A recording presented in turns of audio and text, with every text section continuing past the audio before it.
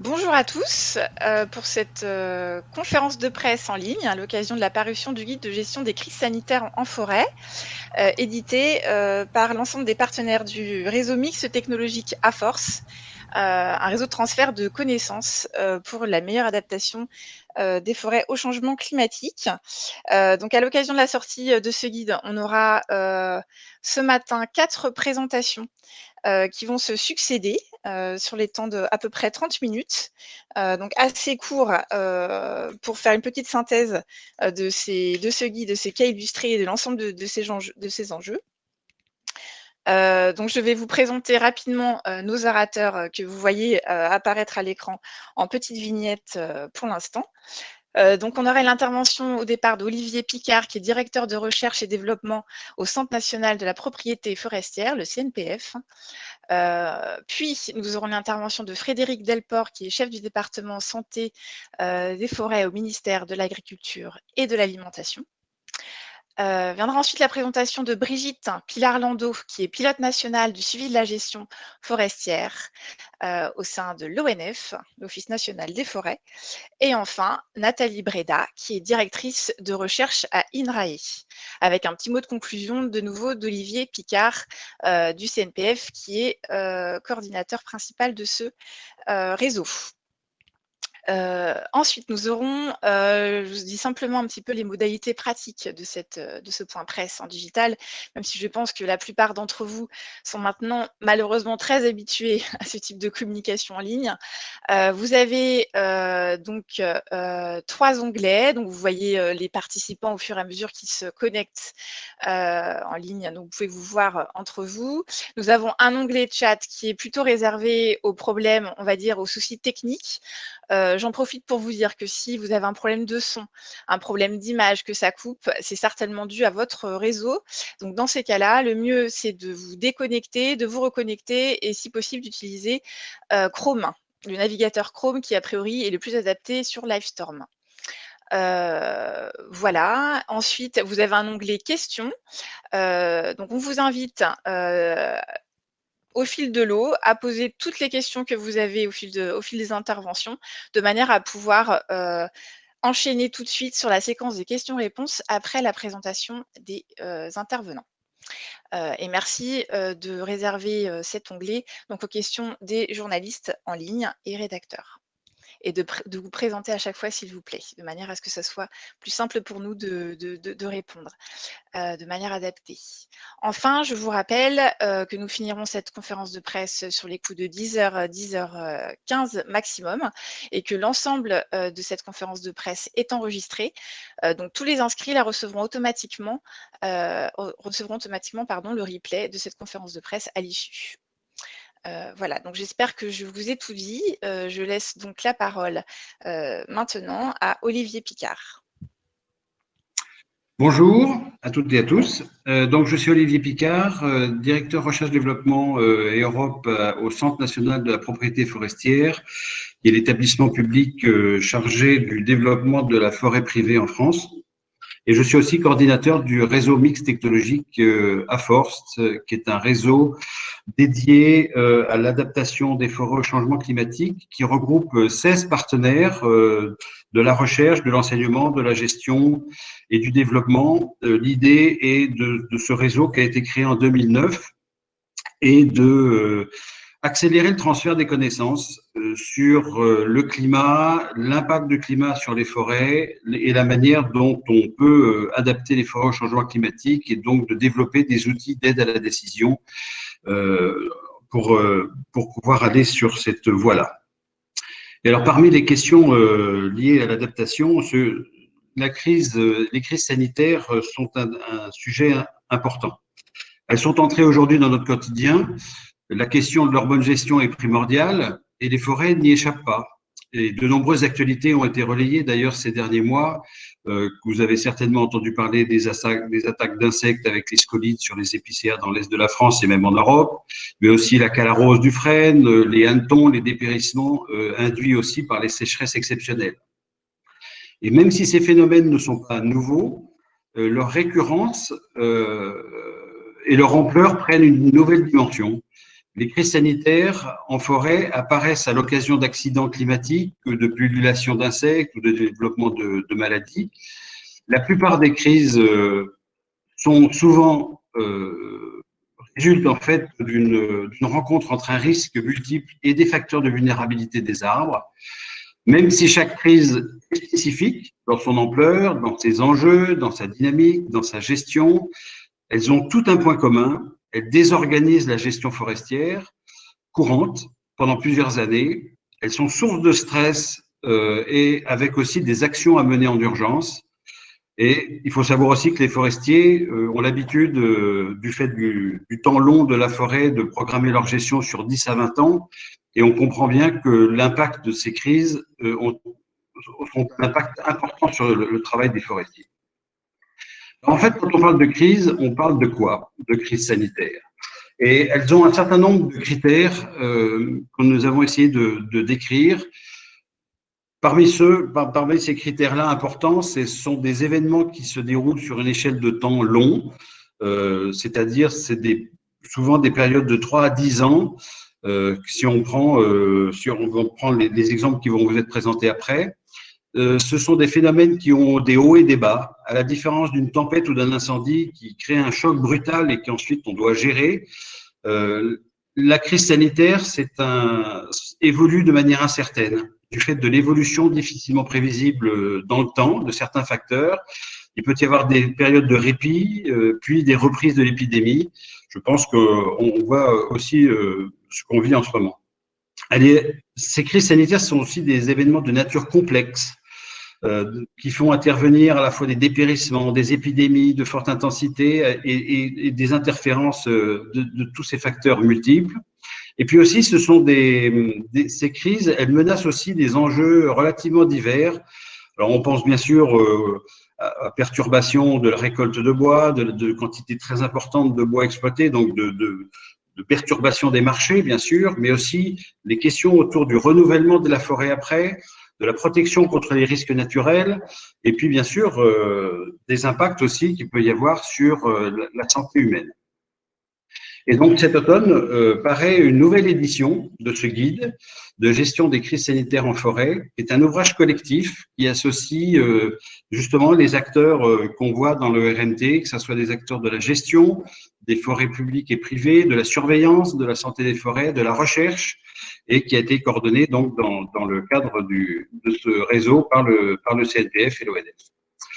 Ce guide de gestion des crises s'adresse à tous les acteurs de la gestion forestière, mais principalement aux décideurs, aux experts, aux services de l'État et des collectivités, des propriétaires avertis, bien sûr, des gestionnaires de terrain, des techniciens chargés de l'animation et du développement, tous ceux qui doivent gérer au quotidien des événements et des actions un peu dans l'urgence. Ce guide n'est pas un traité de sylviculture. C'est vraiment un guide qui est là pour aider à la gestion d'une crise et de donner des points de repère sur l'organisation des acteurs entre eux. Cette nouvelle édition, elle décrit comment ont été gérées 12 crises sanitaires avec 6 phénomènes passés et 6 crises récentes, parfois encore en cours, en France, mais aussi en Europe, et qui ont été décrites par les acteurs opérationnels qui vivent et ont vécu ces événements. C'est-à-dire qu'il y a eu un certain nombre d'interviews, on est allé sur le terrain, on les a rencontrés, enfin, on va vous en reparler après. Et il y a vraiment ce retour d'expérience avec les acteurs qui ont vécu ces crises-là. Et donc, ce guide met à disposition des acteurs forestiers des repères méthodologiques aussi, afin de leur permettre de s'organiser pour affronter collectivement ces événements de crise sanitaire. Pour cela, le retour d'expérience des acteurs des crises passées est vraiment important pour capitaliser leurs bonnes pratiques, mais c'est aussi pour éviter de reproduire leurs erreurs et donc de progresser collectivement. Et alors, pour bien gérer une crise sanitaire, il est nécessaire d'associer différentes expertises, comme celles qui ont été mobilisées à l'occasion de ce guide, à commencer par la surveillance sanitaire. Et donc, je passe la parole à Frédéric Delport, qui est le responsable du DSF.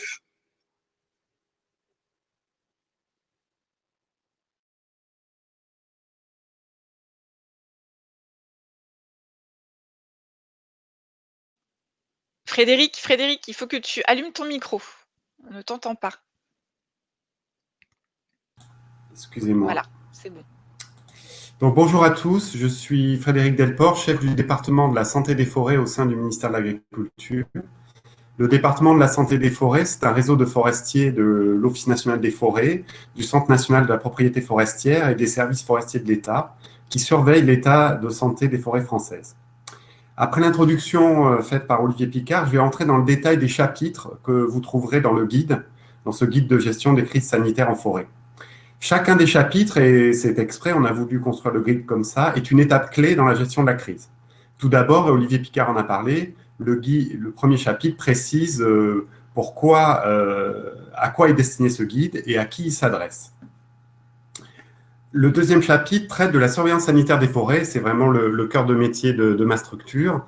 Alors cette surveillance, elle est importante car il s'agit de détecter des signaux qui peuvent être faibles, de détecter des émergences, de constituer une mémoire sanitaire. Les phénomènes et certaines crises sont cycliques, et c'est important de regarder l'expérience passée pour appréhender les crises présentes, comprendre les phénomènes et anticiper. Le troisième chapitre revient sur les questions de partenariat. Quels acteurs mobiliser pour gérer la crise, avec la notion importante de constitution d'une cellule de crise. Le quatrième chapitre précise les critères qui sont disponibles en matière d'aide à la décision pour l'entrée en crise. Comme l'expliquait Olivier Picard, il ne s'agit pas d'une tempête ou d'un incendie avec un événement très brutal immédiatement reconnaissable. Certaines fois, l'entrée en crise est graduelle, progressive, et la décision, savoir à quel moment il faut se mettre en organisation de crise est quelque chose de particulièrement important. De même, pendant la crise, il faut assurer le suivi des phénomènes qu'on observe et mesurer l'évolution de ces crises à partir d'un certain nombre d'indicateurs. Le chapitre suivant concerne les actions opérationnelles qui peuvent être menées en termes de gestion forestière, en termes d'exploitation notamment, pour faire face à la crise sanitaire. Ensuite, un chapitre est dédié à la communication, qui est toujours importante en matière de crise. Et enfin, un dernier chapitre traite de la sortie de crise. On n'est pas en crise perpétuellement. Il faut avoir des indicateurs pour savoir à partir de quel moment c'est la fin de la crise, à partir de quel moment on peut revenir vers une gestion normale, que ce soit autour d'un équilibre qui est l'équilibre qu'on connaissait initialement, ou que ce soit un nouvel équilibre avec une gestion qui est nécessairement adaptative. Ensuite, on a les 12 cas concrets qui étaient mentionnés par Olivier Picard. Et au sein de ces 12 cas, pour rentrer un peu plus dans les détails, je vais m'attarder sur 2 en particulier. Alors, dans ces 12 cas, il y en a 6 qui étaient déjà traités dans le guide qui avait été publié en 2010, et on en a ajouté 6 nouveaux, avec des crises plus récentes, et notamment celle de la Calarose du frêne. Donc, avec l'exemple du Nord-Pas-de-Calais.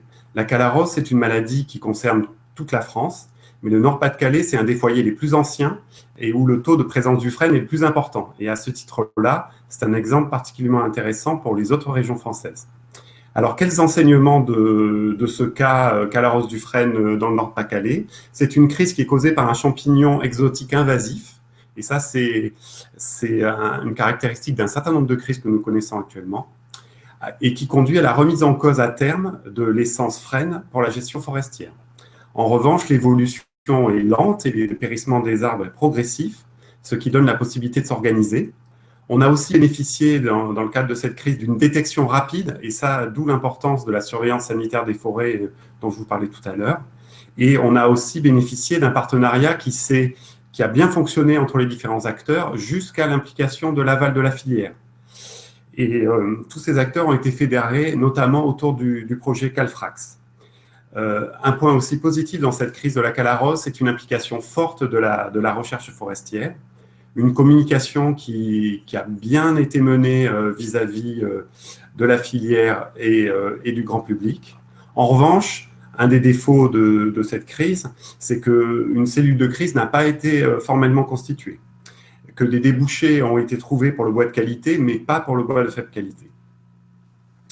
Un autre cas que nous avons traité dans le guide, c'est le nématode du pin.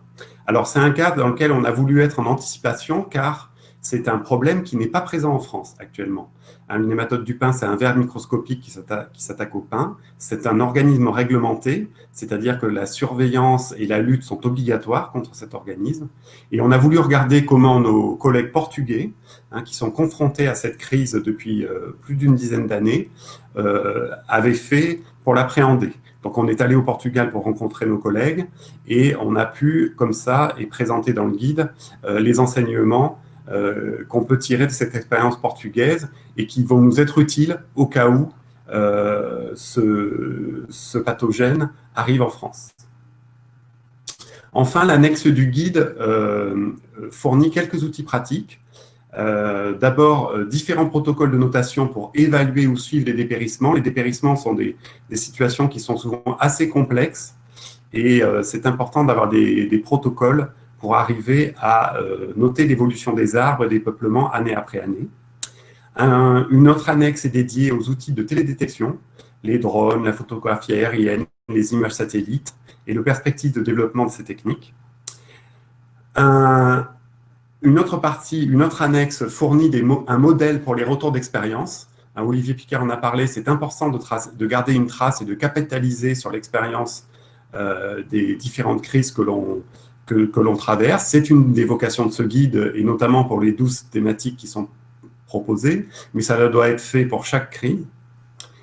Et enfin, l'annexe finit par fournir toute la documentation qui est disponible pour aller plus loin, les sites, les outils disponibles en ligne et une bibliographie très détaillée, soit qu'elle soit méthodologique, soit des descriptions et des analyses d'autres crises que celles qui sont décrites dans le guide. Alors, je vais maintenant céder la parole à Brigitte Pilar-Landau de l'Office national des forêts, qui va expliquer l'intérêt de ce guide pour le gestionnaire des forêts publiques à travers 2 exemples concrets supplémentaires de ceux dont j'ai pu vous parler et qui sont traités dans le guide. Merci Frédéric. Alors, je me présente, Brigitte Pilar-Landau, je suis à l'Office national des forêts, à la direction forêt et risques naturels. Alors, pour les forêts publiques, j'ai choisi de vous parler de 2 cas qui sont décrits dans le guide, dans ces 12 cas. Le premier cas, c'est celui des scolites sur épicéa. Alors, ce cas-là fait l'objet d'une description dans le guide. Il y avait il y a eu une entrée de crise et une fin de crise. Mais j'ai choisi de vous expliquer que cette crise scolite trouve un écho actuellement et un écho amplifié, puisque nous avons à nouveau une crise scolite en ce moment sur les peuplements d'épicéa. Et le deuxième cas dont je vous parlerai, c'est celui de dépérissement dans les forêts feuillues de chênes et de hêtres du sud de l'Oise, lié aussi à un insecte. Alors pour le cas des scolites dans les forêts publiques ou privées d'ailleurs, les scolites, ce sont des petits insectes qui sont présents dans les écosystèmes habituellement, et notamment dans les pessières. Mais alors en cas de pullulation, ces insectes qui se nourrissent sous l'écorce des épicéas peuvent conduire à des mortalités importantes. Alors dans le guide, le cas qui a été décrit était celui des peuplements en forêt privée en Franche-Comté, et cette crise s'était développée après la forte sécheresse et la canicule de 2003, et ça avait généré des foyers importants entre 2004 et et des foyers de mortalité. Alors comme les enjeux économiques pour la région Franche-Comté sont importants pour ces peuplements, et que les peuplements les plus vulnérables manquaient encore plus d'eau dans le cadre de cette sécheresse de 2003, il y a eu alerte de la part d'observateurs de terrain, alerte par le département santé des forêts, parce qu'on avait, au début de la crise, on se retrouvait avec un volume de dépérissants 3 fois plus élevé que d'habitude. Donc, une cellule de coordination a été mise en place avec la préfecture pour alerter les propriétaires qui étaient concernés et jusqu'à instaurer des arrêtés de lutte avec des zones de lutte obligatoires pour enrayer le phénomène. Alors, la sortie de crise a été possible en 2007, alors, parce que des mesures ont été prises. Alors, ces mesures, c'était la détection précoce, des signalements et des extractions des foyers pour éviter une épidémie encore plus importante. Alors, 10 ans après, on est en 2018-2020.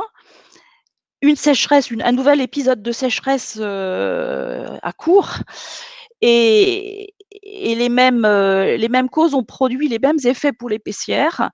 On a une crise de scolyte depuis 2018 qui est commencée, qui n'est pas terminée, et elle est bien plus importante que celle qui avait été suivie en Franche-Comté. Elle est sur l'ensemble de l'Europe, comme l'a dit Olivier tout à l'heure. Elle touche toutes les pessières, notamment celles de plaine. Les enjeux économiques sont évidemment très importants.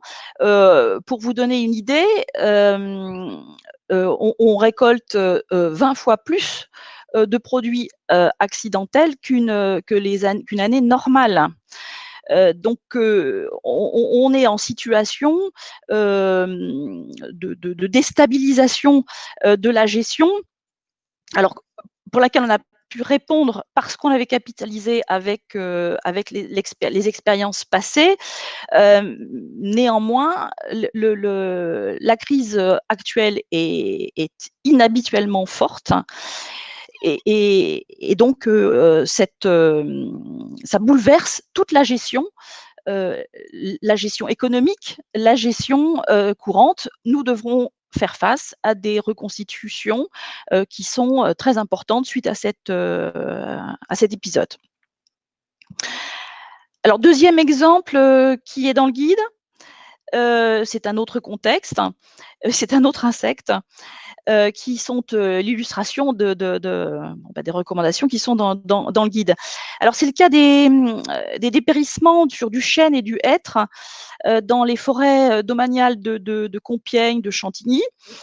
Alors, cette crise, finalement, elle a démarré officiellement avec une entrée de crise en 2016, mais en fait, elle a sans doute démarré à bas bruit et avec des causes sans aucun doute multiples.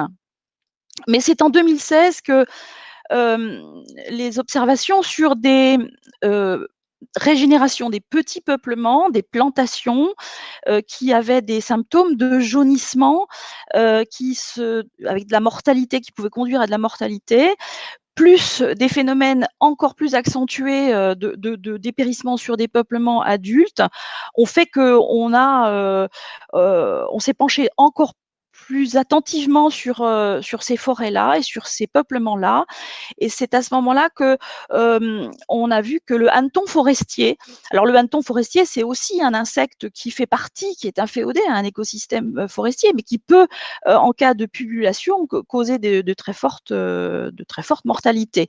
Et donc, on a découvert que le hanneton forestier causait ces jaunissements.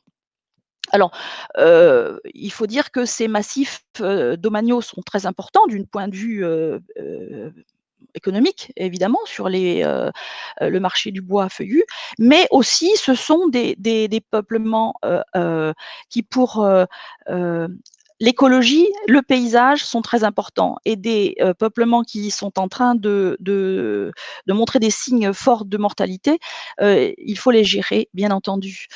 Alors, là aussi, cette crise fait qu'on ne peut plus appliquer les mêmes principes de gestion que nous avons, les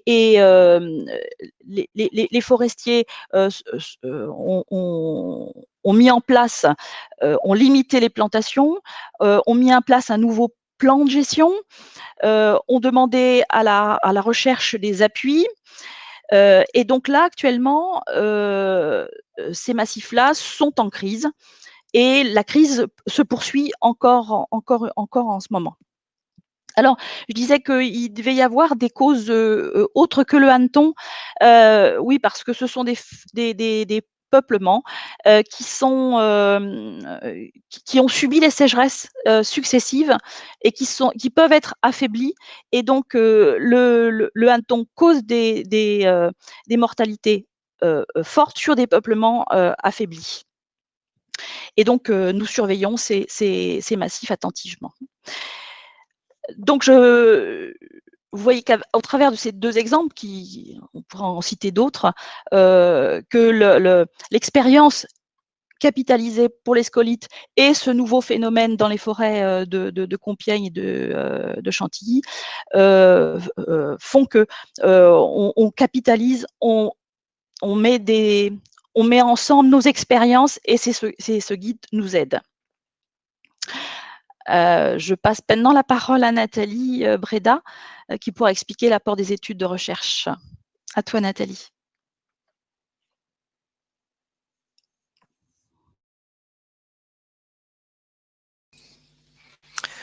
Oui, bonjour à tous et à toutes.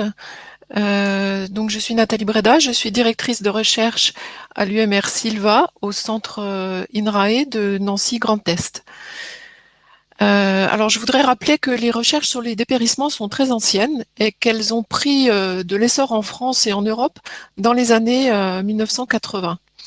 En effet, à cette époque, une vague de crises sanitaires qui ont touché les chênes, les sapins, les épicéas ont beaucoup ému les forestiers et plus largement la société. Et les médias annonçaient à cette époque la mort, voire la disparition des forêts en France et en Europe. Les recherches alors ont démontré que les dépérissements et les mortalités tout à fait anormales constatées avaient été induits par la sécheresse exceptionnelle de 1976, après avoir d'abord été attribués aux pluies acides. À cette époque donc, il n'était pas du tout question de changement climatique, mais plutôt d'un événement climatique extrême, la sécheresse, qui augmente la vulnérabilité des arbres. Depuis cette période, nos équipes de recherche à INRAE sont sollicitées régulièrement pour aider les forestiers, qu'ils soient privés ou publics, à comprendre les mécanismes en jeu lors de ces épisodes de dépérissement. Par exemple, à l'occasion des sécheresses récurrentes entre 1989 et 1991, nous avons été sollicités pour interpréter les phénomènes de crise en forêt de la Hart, en plaine d'Alsace. Ensuite, dans les années 2000, nous avons été sollicités pour une crise induite par des chenilles processionnaires sur des stations extrêmement vulnérables, sur des sols difficiles. Et là, on était face à une crise qui posait des problèmes non seulement de santé pour la forêt, mais aussi de santé publique, avec un insecte qui provoque des urtications. Dans les années 2003 à 2006, nous avons été sollicités par des dépérissements multi-essences qui explosaient un peu partout en France. Et ceci faisait suite à une succession de sécheresses exceptionnelles entre 2003 et 2006. À cette époque, j'ai coordonné un programme national sur ces crises multiples qui inquiètent parce qu'elles touchent de nombreuses essences en même temps et elles désorganisent la filière dans toutes les régions qui sont touchées par l'anomalie climatique. Nous avions alors constaté la difficulté sur le terrain pour les acteurs de la gestion courante de ces crises de s'approprier, de capitaliser localement les retours d'expérience, ou bien entre les régions, ou bien dans certains massifs particulièrement vulnérables, lorsque les crises sont récurrentes, et bien d'une crise à l'autre, on perdait de l'information. On a constaté aussi qu'il y avait des difficultés et besoin de progresser dans le choix des indicateurs à suivre, qu'il y avait des erreurs à éviter et des organisations à mettre en place. Et c'est de ces constats qu'était née la première édition du guide.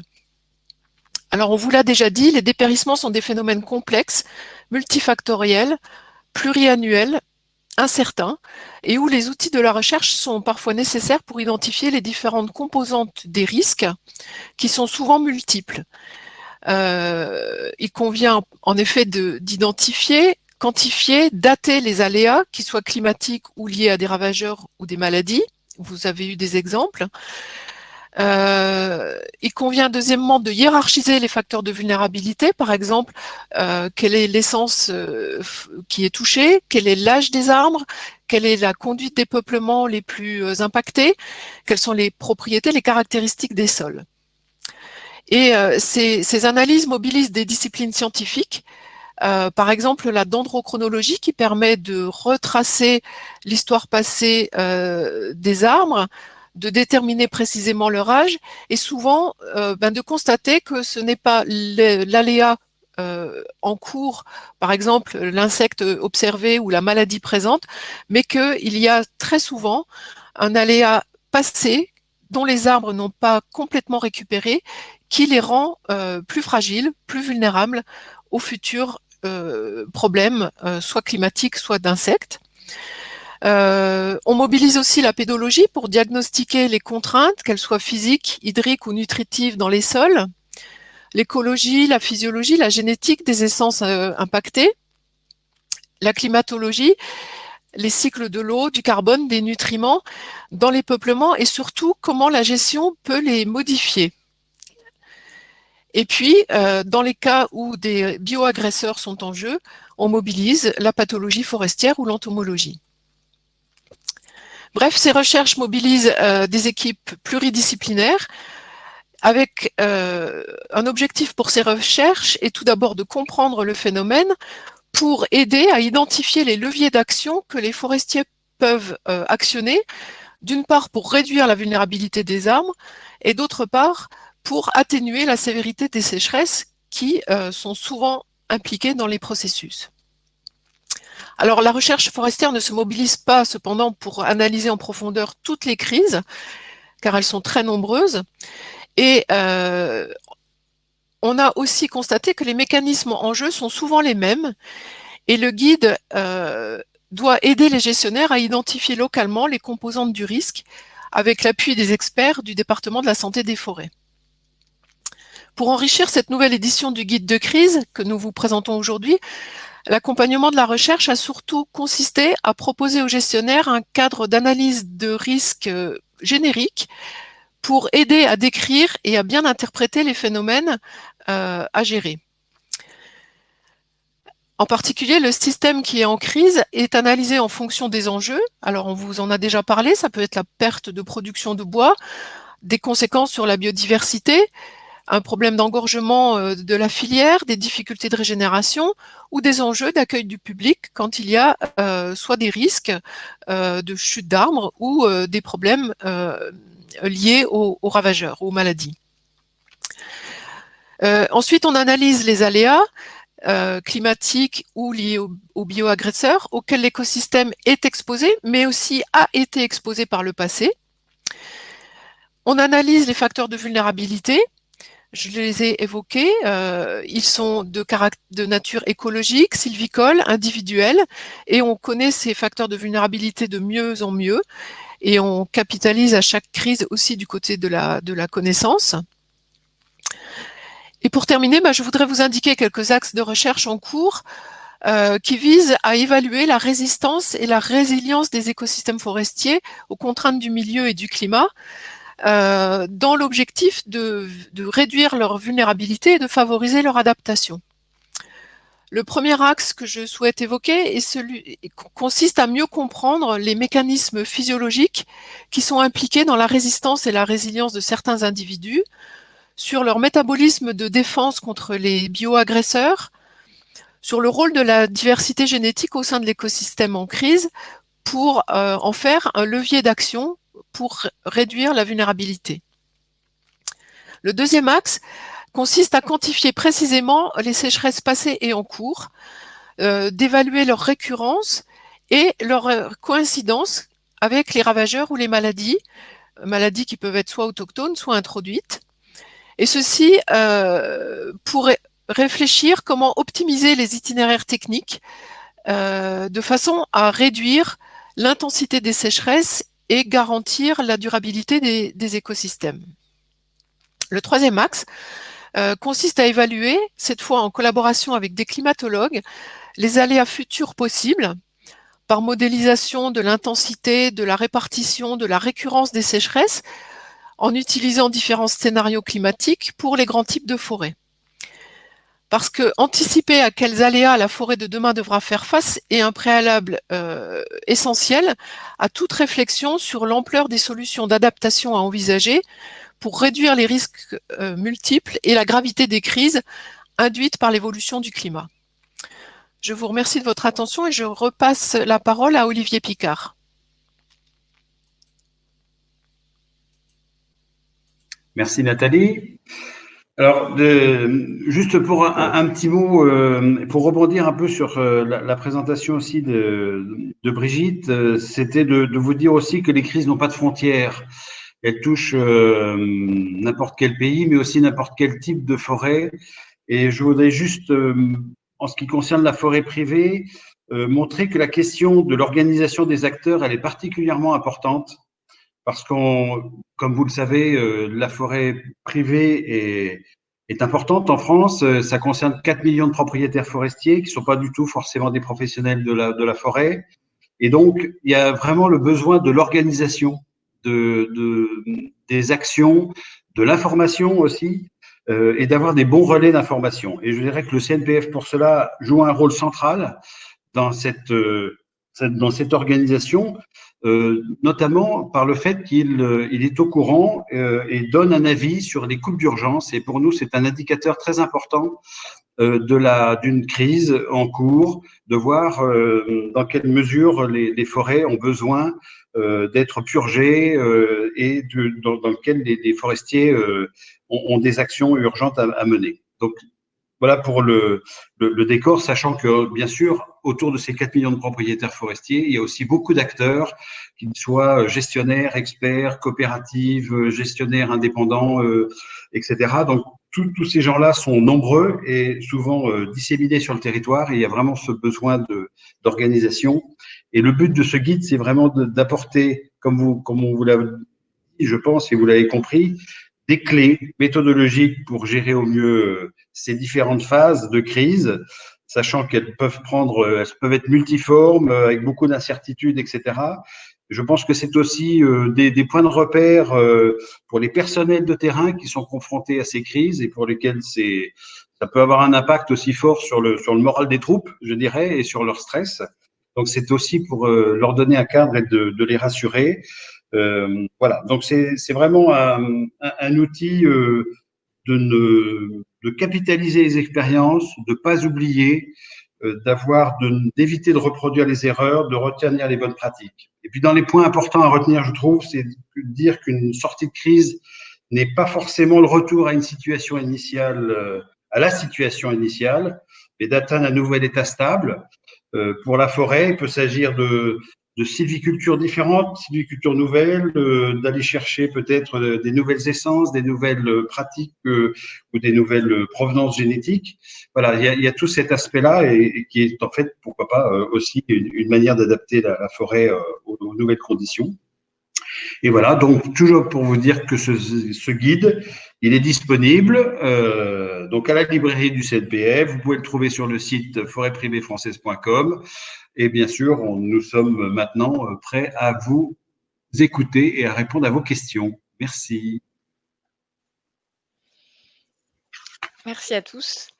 Alors, je vois que on a des premières questions, donc je vais prendre dans l'ordre. Donc, Martine Chartier du magazine Forestopic, c'est une question qui s'adresse à Brigitte Pilar Landau sur la deuxième partie de sa présentation sur les hannetons.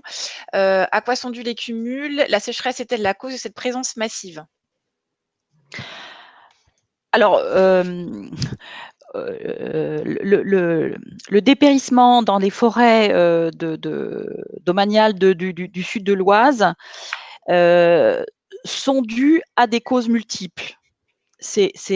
on a vraiment affaire à un constat de peuplement alors des peuplements adultes qui dépérissent depuis les années 2000. Il y a un signal à bas bruit, alors qui sont dus à des peuplements qui sont installés sur des sols secs, sableux, et des sécheresses des sécheresses.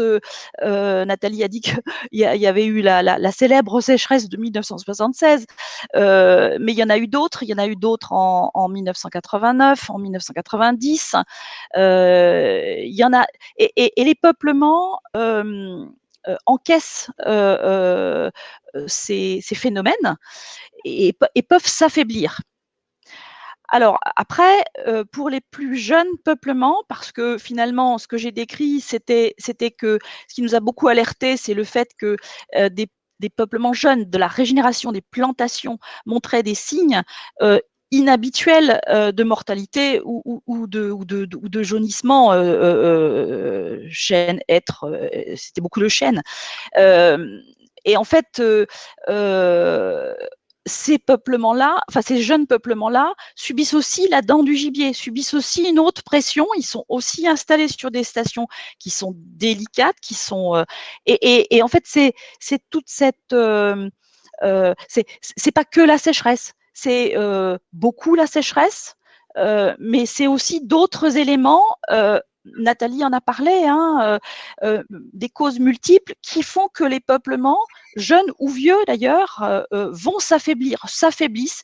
Et en cas d'un événement comme celui du hanneton, qui va pulluler à un moment donné, ça fait partie des cycles de vie de ces insectes, ils vont se trouver en plus grande difficulté parce qu'il y a plusieurs causes, y compris la sécheresse, bien entendu.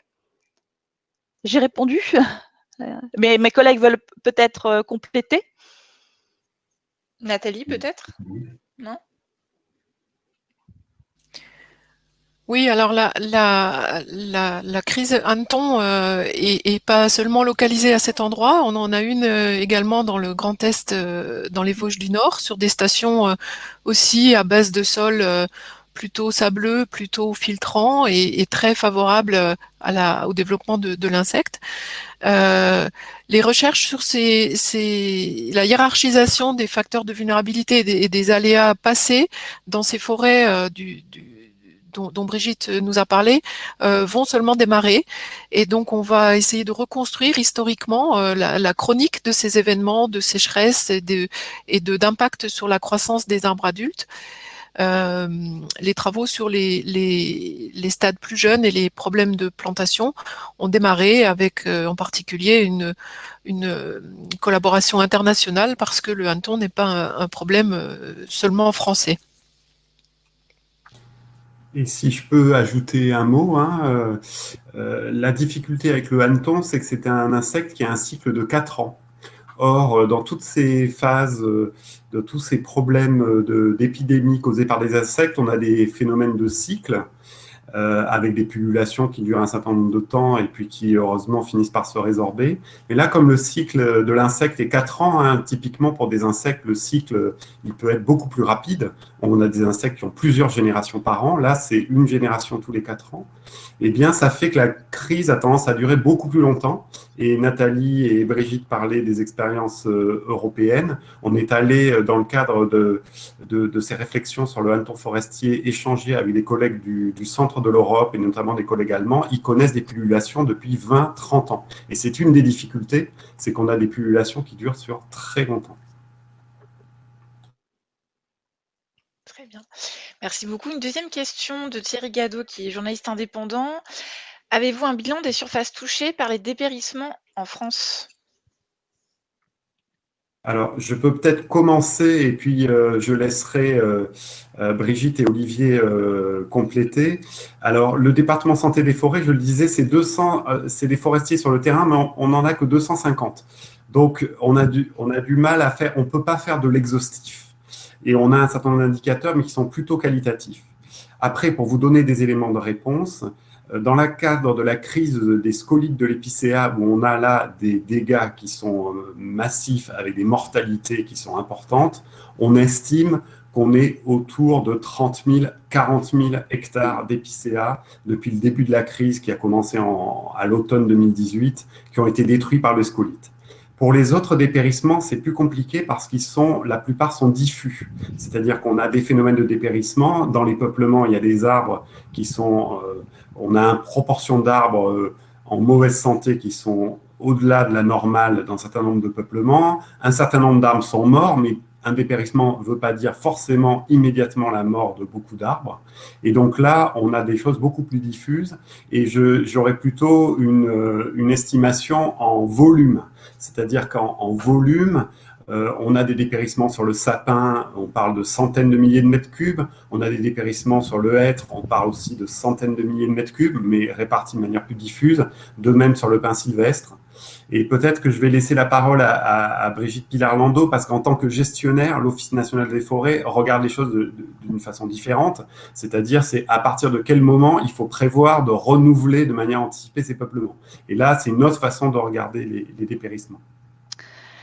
Alors, effectivement, c'est pas toujours simple de répondre à une question simple comme celle-là. Alors, dans la crise scolite, on a fait une enquête qui date déjà de 2019 sur quelles sont les structures, nos organisations qui sont touchées et à quelle surface ça pouvait représenter pour la crise scolite et Calarose. Et on se retrouvait avec un chiffre de 200 000 hectares dans les forêts publiques qui étaient touchés à différents degrés. Et je confirme bien qu'actuellement, en surface détruite, qui vont demander une reconstitution, on est effectivement, pour les forêts publiques, de l'ordre de 40 000 hectares. C'est uniquement pour la crise scolite. Mais on constate actuellement que nos fameuses chênaies de l'ouest de la France, les chênaies d'ailleurs, sont touchés par des phénomènes de dépérissement qui s'accentuent.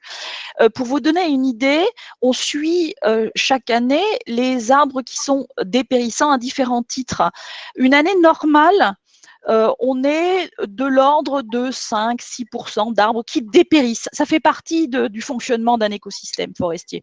Et là, sur l'ensemble de la France, y compris bien entendu nos chênes, on se retrouve avec un taux de 20%. Donc on a manifestement une accentuation de phénomènes divers de dépérissement qui touchent les épicéas. Les sapins aussi sont touchés par les scolites, mais de manière, comme disait Frédéric, de façon plus dispersée.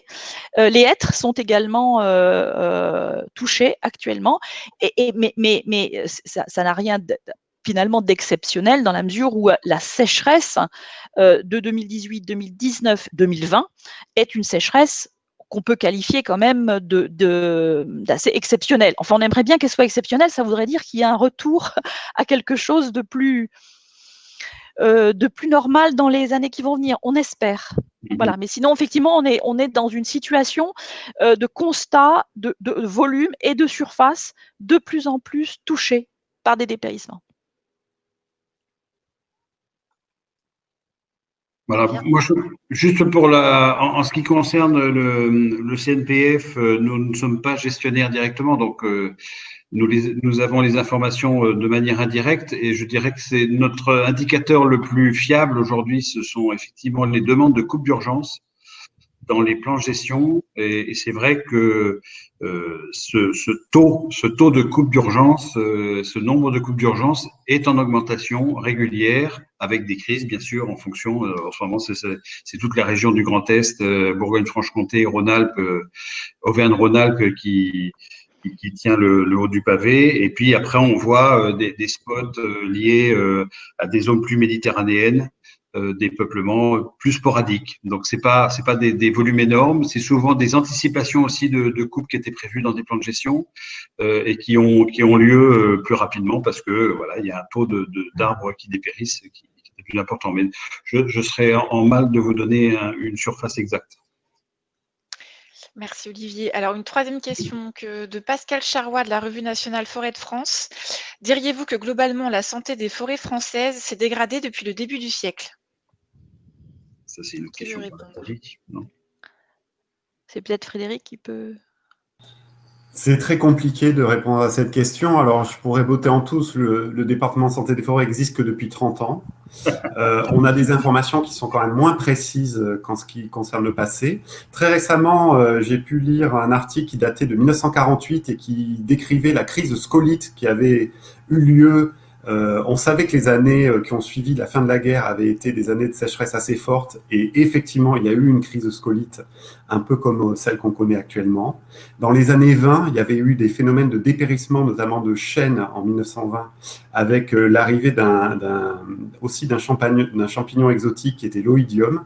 Et on retrouve, il y a des collègues de l'INRAE qui nous avaient fait passer des articles de journaux à cette époque-là. On s'inquiétait beaucoup pour l'avenir du chêne. On avait l'impression que, à cause de cet oïdium, le chêne allait disparaître des forêts françaises. Mais les informations, elles sont quand même globalement difficiles à trouver et donc c'est difficile de comparer.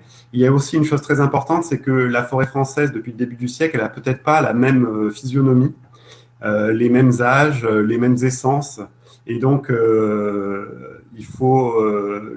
c'est difficile de comparer deux contextes différents. Je ne sais pas si Nathalie veut compléter. Non, tu as très bien répondu. Les cycles de dépérissement sont historiquement extrêmement connus et décrits, comme tu le dis, dans la littérature ancienne. Chaque fois, on retrouve un événement de sécheresse exceptionnel. Alors évidemment, même du point de vue strictement scientifique, on ne peut pas quantifier les sécheresses des années 1920, par exemple, aussi précisément qu'on peut le faire avec les données climatiques actuelles. Donc, même sur l'objectivation et la comparaison de l'intensité des événements climatiques, c'est difficile d'être extrêmement comparable.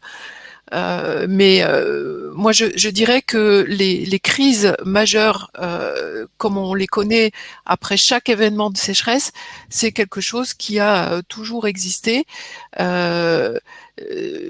Une des différences aujourd'hui, c'est que souvent on a plus de volume sur pied dans les peuplements et que le même événement climatique va avoir plus de dommages, plus d'impact parce qu'il y a plus de bois sur les parcelles.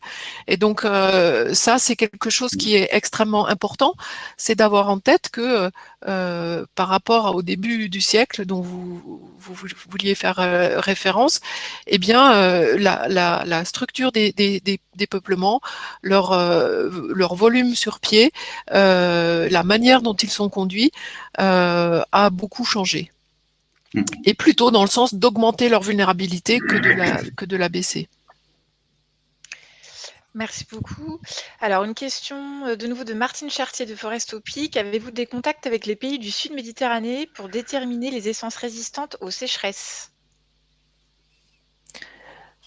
Alors, vas-y Nathalie, ou je sais pas, enfin en tout cas nous actuellement dans le cadre de nos stratégies de reconstitution suite essentiellement à l'événement scolite, on réfléchit effectivement à des essences alors qui sont pas strictement plus au sud, alors, et qui sont effectivement en latitude sud, mais qui sont aussi en conditions plus sèches que l'on pourrait mettre dans d'autres, dans des stations, enfin des sols qui nous permettrait peut-être d'avoir un apport effectivement génétique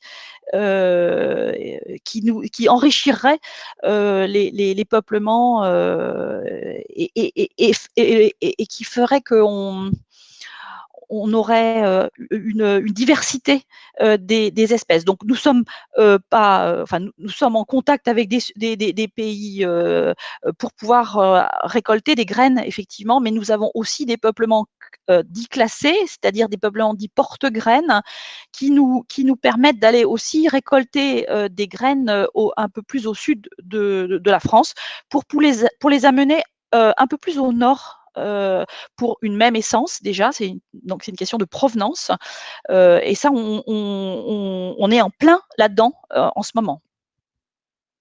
Nathalie, peut-être? Alors, oui, évidemment, du point de vue de la recherche, on est en réseau avec les pays du Sud, mais ce que je voudrais signaler ici, c'est que la résistance des arbres à la sécheresse, elle concerne, enfin vous avez entendu, hein, les dépérissements qui préoccupent la gestion, et concernent le sapin, l'épicéa, les grands feuillus de plaine, des espèces qui sont extrêmement répandues en France et qui font notre ressource pour la filière. Donc les objectifs dans les pays du Sud ne sont pas du tout les mêmes, les enjeux ne sont pas les mêmes, et c'est pas forcément ce sur quoi on a le plus de sollicitations de nos partenaires hein, pour répondre à cette question d'adaptation au changement climatique. Une des questions est plutôt de voir comment, avec les espèces que nous avons actuellement, comment la gestion peut contribuer à limiter la gravité des sécheresses plutôt que de nécessairement tout effacer et remplacer par des espèces plus résistantes à la sécheresse. Et je parlais d'accumulation de volume sur pied, d'augmentation, de changement de la physionomie des peuplements. Une augmentation de ce type-là aggrave la sécheresse parce que s'il y a plus d'arbres et que les arbres sont plus gros et qu'ils ont besoin de plus d'eau, eh bien c'est un facteur aggravant des accidents climatiques contre lesquels finalement on n'a pas de levier d'action direct au niveau du gestionnaire. Donc voilà, je crois que les enjeux et les stratégies de recherche sont assez diverses. Il y a celle de la recherche à tout crin d'individus ou d'espèces résistantes à la sécheresse, sachant que aucune espèce, aucun individu ne résiste à des chocs tout à fait atypiques par rapport à ce à quoi il s'est acclimaté. Donc même dans le sud, il y a des dépérissements massifs, il y a des dépérissements au Maroc de cèdres, par exemple, sur lesquels on peut être sollicité également.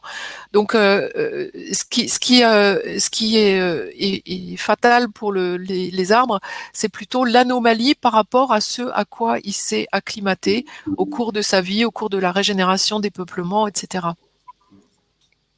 Ouais, je vais juste, ça sera peut-être un peu une redite, mais c'est vrai que on avait été très sollicité à un moment donné sur les dépérissements des chênes dans le bassin nigérien et on avait mis ça sur le compte quasiment exclusivement du changement climatique et effectivement on s'était aperçu que finalement c'était la physionomie des peuplements, à savoir énormément de matériel sur pied, vieux, souvent non géré pendant un moment et qui en fait avait des demandes en eau très importantes. Et donc, je pense que dans la gradation du travail des forestiers, il y a vraiment d'abord cette question de la sylviculture, de la manière dont on mène les peuplements, les densités, les mélanges, les diversifications des espèces.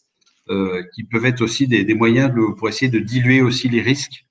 Voilà. Donc, il y a une palette, je dirais, de solutions qu'il faut vraiment qu'on développe. Et je pense qu'il y a un mot qui est très important dans ces conditions-là, c'est la diversification. Très bien. Donc, du coup, vous avez répondu aux questions en même temps Pardon. de Cécile Couturier. Non, mais c'est très bien, c'est efficace. Qui vous posait justement la question sur les essences, s'il existe des essences plus résistantes, justement moins touchées par les crises, et sur du coup la piste de la diversification des peuplements pour limiter la vulnérabilité. Bah, Je pense que sans vouloir être très pessimiste, c'est vrai que les dernières années ont vu quand même des essences sur lesquelles on espérait quand même pas mal de.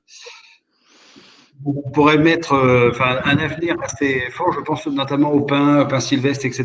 Et on s'aperçoit que dans des régions type Sologne, etc., et on voit le pain sylvestre qui est atteint aujourd'hui de dépérissement du fait de la sécheresse, hein, finalement. Et donc, je ne sais pas, je parle sous le contrôle de Nathalie, mais j'ai pas l'impression qu'on ait vraiment de recettes et d'espèces miracles en la matière. Et je pense que chacune a sa vulnérabilité. Ben, c'est pour ça qu'on y répond effectivement à la question sur les mélanges et on y répond vers plus de mélanges. C'est une des stratégies qu'on va mettre en œuvre de façon encore plus accentuée que celle que l'on faisait auparavant. On est en train même de réfléchir à des itinéraires où on introduit dans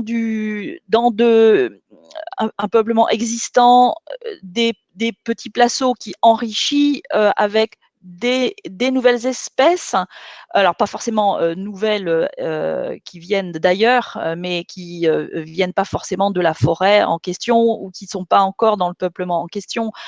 Donc en fait, effectivement, la mosaïque d'essence, la mosaïque de traitement, la mosaïque de densité, effectivement, est une réponse assez pratico-pratique face à cette incertitude dans laquelle nous sommes. On ne cherche pas les 3-4 essences miracles qui vont résister aux sécheresses futures.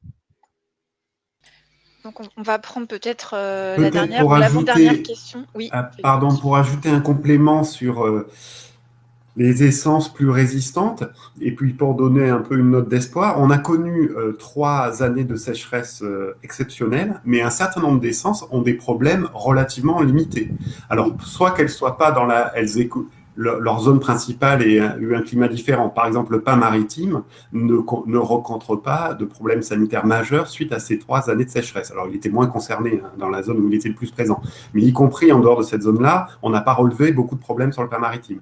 On n'a pas non plus, de façon assez surprenante, relevé beaucoup de problèmes, ou pas autant qu'on aurait attendu, sur le Douglas, qui a finalement traversé cette sécheresse assez bien. Alors, on a aussi le peuplier, qui n'a pas été touché particulièrement par la sécheresse, alors il est dans des contextes écologiques très particuliers, et où les tilleuls, par exemple, on n'a pas noté de problèmes spécifiques. Donc, tous les arbres, heureusement, ne sont pas touchés par toutes les crises de la même manière. Et la question de la diversité est évidemment très importante. Je vais prendre la question de Martine Chartier, de nouveau de Forestopic. Elle demande si l'agriculture, en tout cas le mode d'agriculture, et notamment elle cite l'exemple la disparition souvent des haies, est un facteur aggravant qui fragilise donc les écosystèmes forestiers. Qui peut répondre à cette question un peu ouverte?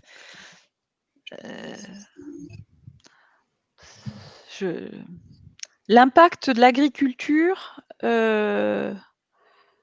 sur le fonctionnement des écosystèmes forestiers, en fait. Est-ce que l'écosystème forestier est fragilisé du coup dans ce fonctionnement-là, étant donné que l'agriculture aussi est-ce que ce mode d'agriculture-là a un impact, en fait, sur la fragilisation des écosystèmes forestiers? Je sais pas si à l'échelle de l'écologie du paysage, les forêts, elles ont des lisières, elles s'auto-protègent quelque part. Il y a toujours un espace où la lisière protège le massif. Il m'est difficile d'y répondre. Je vais peut-être m'arrêter là parce que bon, Moi, je dirais, enfin, j'avais juste envie de dire que l'alternance dans un paysage entre les forêts et l'agriculture, ça peut être aussi la fragmentation du paysage peut être aussi un facteur positif sur la limitation, le ralentissement comment dire, de la progression de ravageurs. Enfin, si on pense à des grandes étendues forestières canadiennes, etc., on peut se dire que peut-être que d'avoir des coupures agricoles, c'est important. Merci beaucoup. Et peut-être la dernière ou l'avant-dernière question, donc de Pierre Beus, qui est conseiller forestier à la Chambre d'agriculture. Peut-on déterminer les périodes potentielles de stress hydrique sur le terrain, lien avec bilan hydrique potentiel, afin d'orienter la gestion sylvicole dans la direction qui semble la meilleure sur ce point? C'est pour Nathalie. Oui, merci pour la question. C'est le cœur des activités de mon équipe. Effectivement, on a des outils de modélisation de bilan hydrique développés pour les forêts qui permettent de calculer jour par jour le contenu en eau du sol disponible pour les arbres. Et ce qu'on sait, c'est que les facteurs majeurs qui jouent sur cette disponibilité en eau, au-delà de la pluviométrie évidemment, parce qu'il faut quand même toujours rappeler que c'est en premier la pluie qui joue sur le bilan hydrique, et c'est malheureusement un des facteurs sur lequel on n'a pas de levier d'action. Le deuxième facteur, c'est la taille du réservoir en eau dans le sol, donc qui dépend des caractéristiques pédologiques de chaque situation. Et puis, le seul levier finalement sur lequel le forestier a un levier possible, c'est la quantité de feuilles du peuplement. On appelle ça l'indice foliaire. Et cette quantité de feuilles, elle est directement proportionnelle à la consommation en eau. Et donc plus il y a de feuilles, en gros, plus l'arbre, le peuplement va avoir besoin d'un gros réservoir en eau. Et de plus il y a de feuilles, moins la pluie va être efficace parce qu'elle va être interceptée par les feuilles et elle ne va pas recharger le réservoir en eau du sol.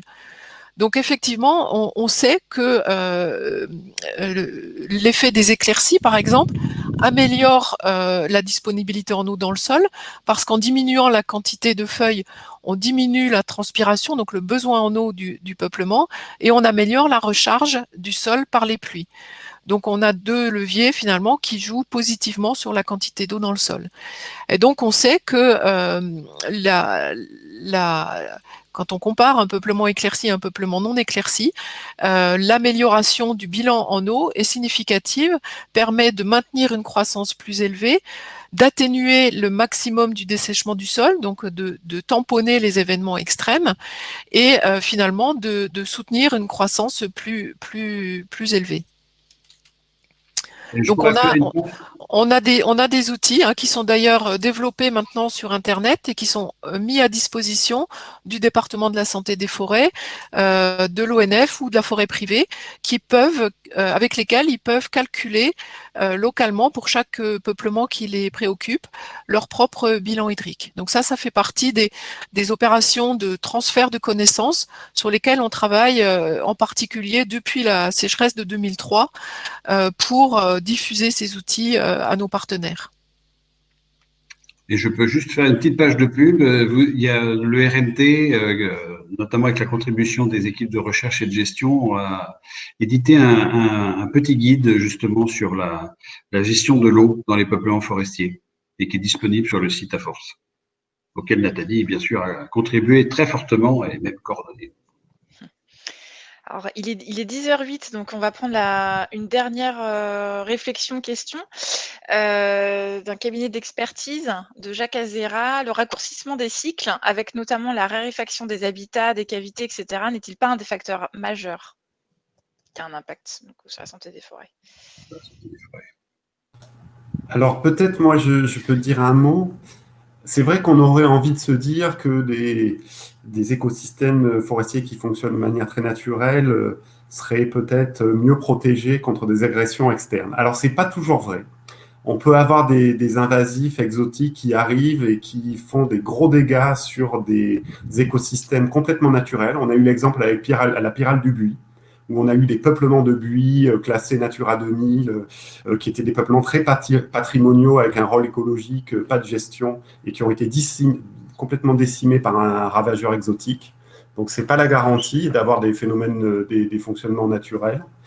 De façon contre-intuitive, si on raccourcit les cycles, quelque part, on a des arbres moins vieux et ils sont moins sujets à des dépérissements. Ils sont quand même plus résistants, les arbres plus jeunes. Donc ça, c'est contre-intuitif. Après, il n'y a pas de vérité générale. La crise qu'on vit sur les scolites de l'épicéa, en plaine, elle est en partie due à l'implantation d'une essence sur un endroit où elle n'était pas complètement adaptée. Et donc là, effectivement, une certaine artificialisation de la sylviculture et l'implantation d'une essence à croissance rapide, plutôt une essence de montagne, et qu'on installe en plaine, là, on peut considérer que ça a une influence sur la crise qu'on a rencontrée. Donc, il est difficile d'avoir une vérité générale en la matière. Mais je vais laisser mes collègues compléter. Non, je crois que tu as très bien répondu. On est toujours un peu dans quelque part, on essaie de faire les deux finalement. On essaie d'avoir des arbres et des peuplements qui sont pas trop vieux parce que ce que tu disais, un organisme jeune est en capacité d'encaisser un petit peu mieux certains dysfonctionnements, mais en même temps, le fait d'avoir des poches de peuplement vieux avec un maintien d'habitats variés, c'est aussi notre responsabilité. Donc on le fait dans les gestions publiques. On essaie d'avoir à la fois des structures, on maintient des poches un petit peu plus avec des habitats variés et un peu plus vieilles. Mais à côté de ça, la densité, la sylviculture, un rythme qui ne conduit pas à un vieillissement trop important est aussi notre responsabilité. Alors, merci beaucoup. Il est 10h11, je pense qu'on va s'arrêter là. Donc, évidemment, vous pouvez avoir évidemment d'autres questions encore à poser à nos intervenants. Donc, n'hésitez pas à passer par les services de presse respectifs. Donc là, je vous ai noté presse@inrae.fr et on va vous envoyer évidemment le communiqué de presse complet avec l'ensemble des contacts presse des différentes organisations. Et ainsi, vous pourrez être mis en relation avec nos intervenants et avoir des réponses à toutes les questions que vous posez encore. Voilà, et merci beaucoup à tous. Donc, cette session est enregistrée. Vous aurez, je pense, le replay dans votre boîte d'ici 30 minutes. Voilà. Merci beaucoup. Merci, bonne journée. Bonne journée. Au revoir à tous.